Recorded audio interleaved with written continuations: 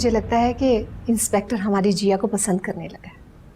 जी आपा, बहुत ही अच्छा लड़का है, वरना पुलिस वालों के पास इतना वक्त कहाँ होता है कि वो लोगों के घरों में जाएंगे, उनकी खैर खैरियत मालूम करेंगे। देखा नहीं, हमारी जिया के किरदार के कसीदे पढ़ते नहीं थकता, हत्ता कि सब कुछ उसके सामने है। हाँ आपा, अगर रिश्ता लेकर आए तो आपने इनकार नहीं करना। अरे मैं पागल हूँ क्या? मैं तो 1 मिनट नहीं लगाऊंगी, फौरन हाँ कर दूंगी। बल्कि मैं तो चाहूंगी कि फौरन ही निकाह भी करवा दूं, ताकि जान छूटे उस कमीने रिजवान शाह से। आपा, अगर फरीद से शादी हो जाएगी तो वो खुद ही निपट लेगा इस बदमाश से। मैं भी यही चाहती हूँ।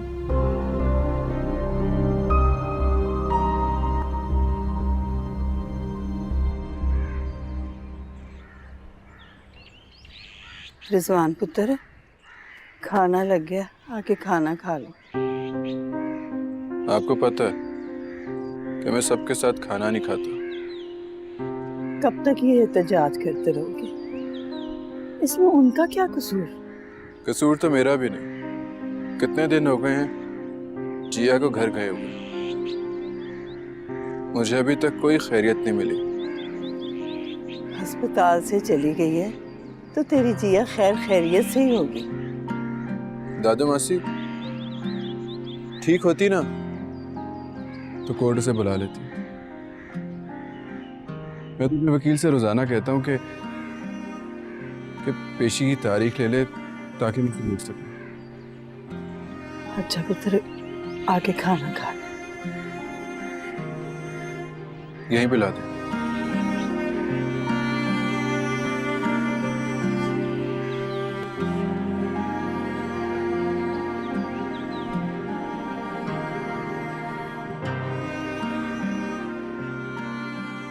अगर जिया की शादी इंस्पेक्टर फरीद से हो जाए तो मैं रिजवान, नहीं नहीं, ये क्या सोच रही हूँ, ऐसा नहीं हो सकता।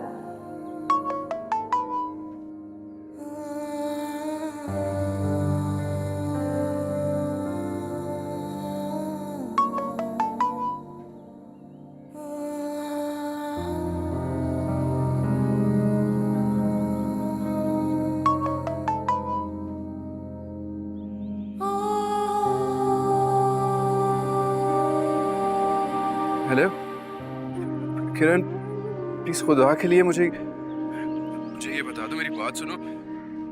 जिया कैसी है? जिंदा है। तुमने जो उससे जख्म दिए हैं वो इतनी जल्दी बढ़ने नहीं वाले। खुदा के लिए किरण, मुझ पे रहम करो। मुझे सिर्फ इतना बता दो कि जिया कैसी है। ठीक है, जिंदगी की तरफ लौट रही है, मगर मुर्दों की तरह। बस एक बार मेरी जिया से बात करवा दो। नहीं, मुमकिन नहीं है। प्लीज किरण, प्लीज किरण, तुम्हें अल्लाह का वास्ता है, मेरी बात करवा दो। अल्लाह का वास्ता देकर मेरा ईमान मत आजमाओ। अपने तायब्बू की इज्जत और जिया की सलामती ही मेरा ईमान है। मैं तुम्हारी बात नहीं करवा सकती। प्लीज अब मत फोन करना। जिया ठीक है। किरण,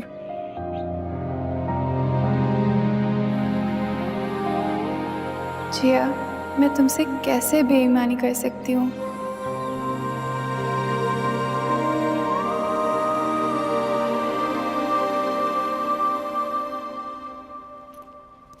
जिया, मैं तुम्हारे लिए सूप बना कर लाऊं?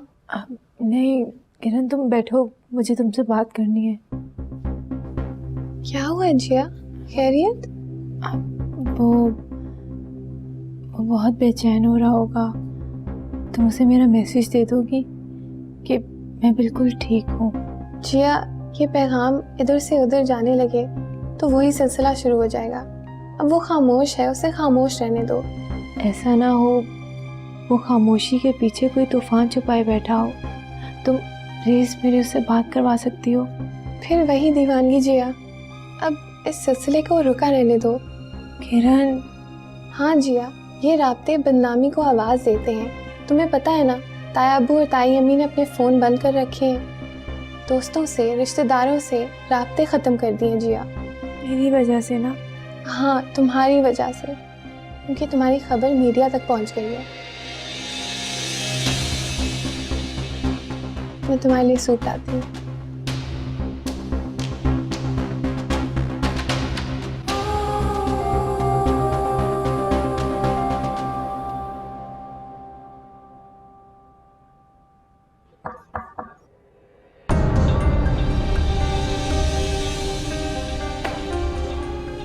तुम जानते हो मेरा एक फोन तुम्हारी जमानत खत्म करवा सकता है।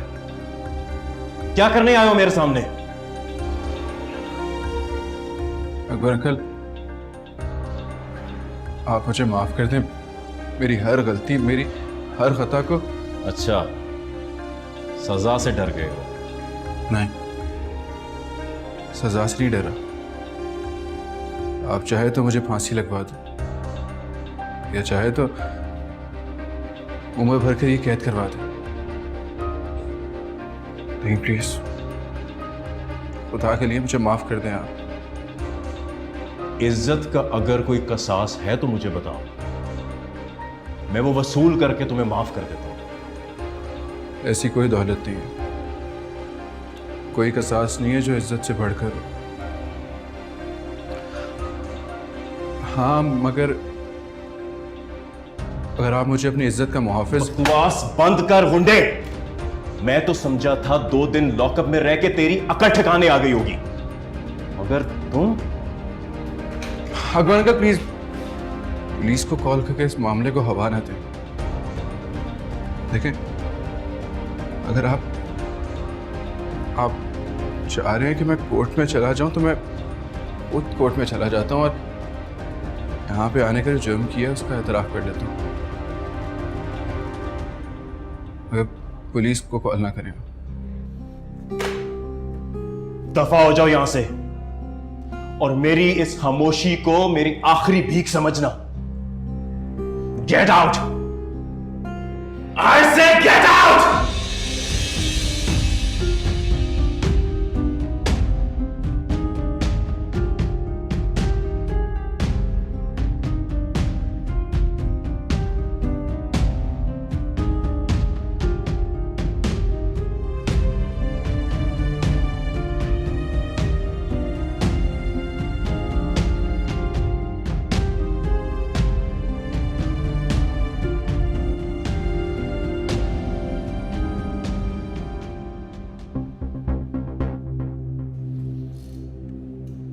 ऐसे कैसे कोई भी मुंह उठा के मेरे दफ्तर में चला आता है?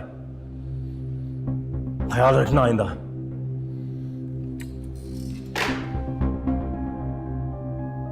फुप्पी, मैं रिजवान को अब बेड़ियां डाल के तो नहीं रख सकती ना? ना तो तुम किस काम की बीवी हो फिर? मैं तो नाम की बीवी हूँ। तुम में सलाहियत होती ना, लोग तो बेऔलादी भी कबूल कर लेते हैं बीवी की मोहब्बत में। मेरी मोहब्बत पर तो खाक डाली थी रिजवान ने। मेरी क्या औकात है उसके सामने?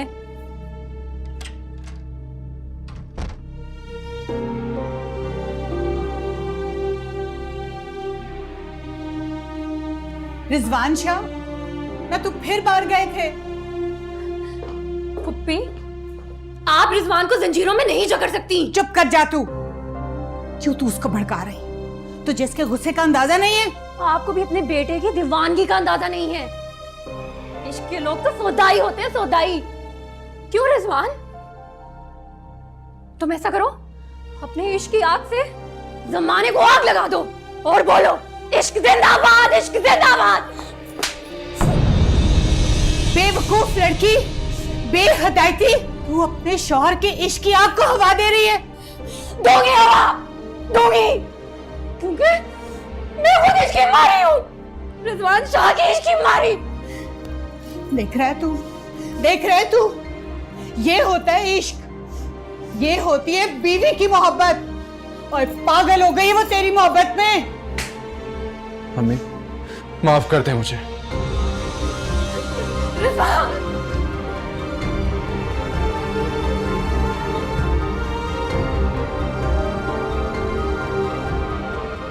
रिजवान, खुद को और तकलीफ मत दो। जिया का हाथ पकड़ो और भाग जाओ। अल्लाह की जमीन बहुत बड़ी है। मैं अपनी मोहब्बत को इज्जत के आंचल में ढालकर हासिल करूंगा। मैं बदनाम नहीं करूंगा, ना जिया को और ना ही उसके खानदान को। तुम कहाँ गए थे? मैं अकबर साहब के पास भीख मांगने गया था। रिजवान शाह, तुम अकबर की इज्जत को इज्जत देते हुए मेरी इज्जत का जनाजा क्यों निकाल रहे हो? फूफा जी, आप इसे छोड़ दें। आपकी सख्ती इसका रास्ता नहीं रोक सकती। तो ठीक है, आज से ना तुम मेरे बेटे हो और ना मैं तुम्हारा बाप हूं। तुम्हारे दिल में जो आता है तुम वो करो। मैं आज ही तुमसे अपना हर ताल्लुक, हर रिश्ता खत्म करता हूं। अरे अरे, तो मुझे ऐसे रिश्ते कुछ करना भी नहीं है। आप ये घर और ये पैसे संभाल के रखें। मैं ये घर छोड़ के चला जाऊंगा।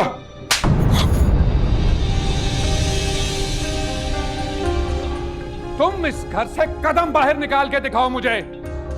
मैं वादा करता हूं, मैं खुद तुम्हें अपने हाथों से शूट करूंगा।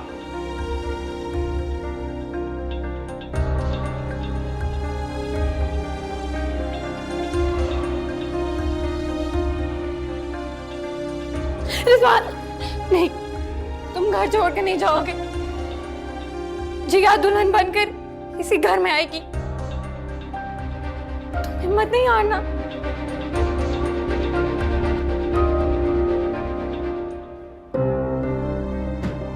अकबर, क्या हुआ?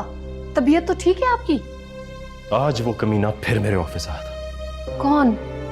रिजवान शाह? नाम मत लो उसका मेरे सामने। लेकिन क्यों आया था वो? माफी मांग रहा था।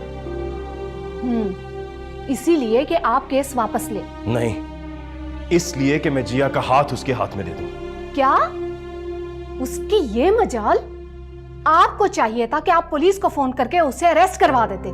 वो पहले ही जमानत पर फिर रहे। चाह तो मैं भी यही रहा था, मगर उसकी गिरफ्तारी में हर बार की तरह हमारी बदनामी है। बहुत ढीठ किस्म का इंसान है वो। मैं होती तो उसे गोली मार देती। देखिए अकबर, आप बिल्कुल परेशान नहीं। मैं अभी फरीद को फोन करके ये सब कुछ बता देती। कैसा इंसान है कमबख्त। अल्लाह गारत करे, हाथ धो के पीछे पड़ गया हमारे।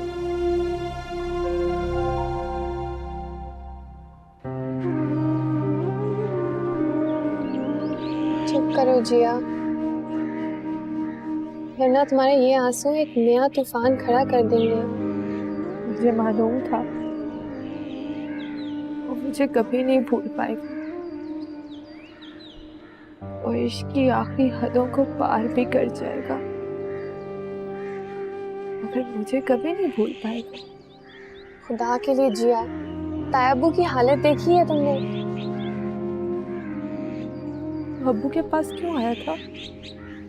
रिजवान शाह को बस कर देना चाहिए। उसकी ये दीवानगी किसी की जान ले लेगी। अल्लाह करे वो जान मेरी हो। अम्मी को सुना था तुमने किस तरह उसे बद्दुआएं दे रही थी? सारा ख्याल नहीं उन्हें। वो क्यों ख्याल करेंगी? अगर रिजवान शाह मोहब्बत की आखिरी हदों को पार कर लेना चाहता है, तो तायब्बू और ताई अम्मी नफरत की हदों को पार कर रहे हैं। जिया, खुदा के लिए उसे रोको। उसे कहो तुम्हें भूल जाए। भूल जाए? मेरे कहने से वो मुझे भूल जाएगा?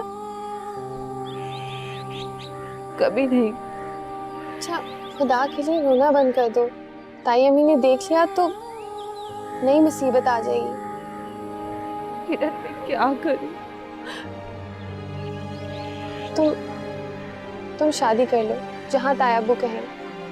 किरण, जिया प्लीज, अपने माँ बाप की खातिर, उनकी इज्जत की खातिर। तुम जाओ यहाँ से प्लीज। खुदा के लिए मुझे अकेला छोड़ दो। जाती हूँ, लेकिन याद रखना इसके अलावा कोई और रास्ता नहीं है तुम्हारे पास।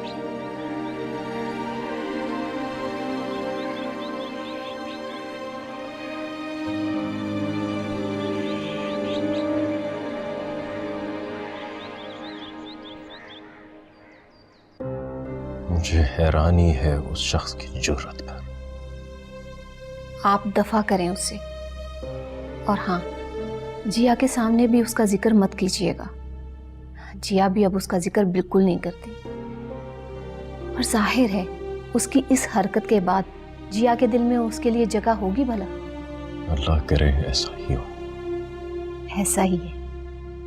जिया बिल्कुल नॉर्मल हो गई है। मेरी तो अल्लाह से दुआ है कि रिजल्ट आने से पहले डॉक्टर उसे चलने फिरने की इजाजत दे दे। मगर वो शख्स सुकून से नहीं बैठेगा।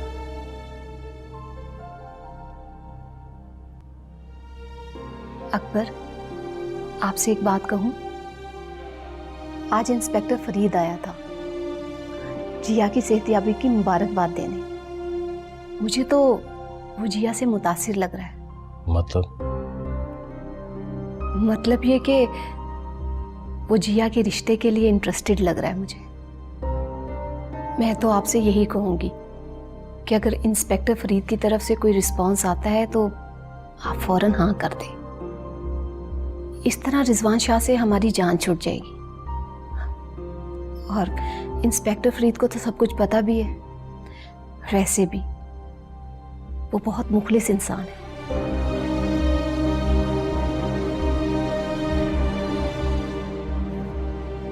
कहाँ जा रहे हैं आप? आता हूं।